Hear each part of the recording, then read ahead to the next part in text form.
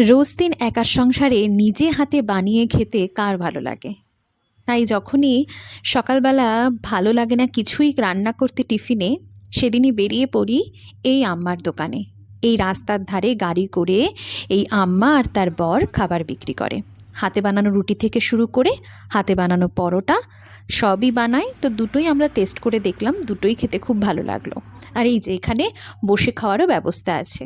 আমি আর দেবায়ন দাঁড়িয়েই খাচ্ছিলাম, সুন্দর ওয়েদার, হাওয়া দিচ্ছে।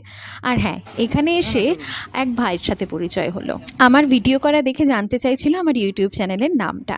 আর হ্যাঁ, এদিকে দেবায়ন বিকেলবেলা নিয়ে চলে এসেছিল 1 প্লেট ফ্রাইড চিকেন মোমো আর একটা ভেজ মোমো। মোমোগুলো খেতে অসাধারণ ছিল। আমার অরুণিমা ছোট পরিবারের প্রোফাইলের এরকম নিত্য নতুন ভিডিও দেখতে প্লিজ আমার চ্যানেলটাকে সাবস্ক্রাইব করে দিও।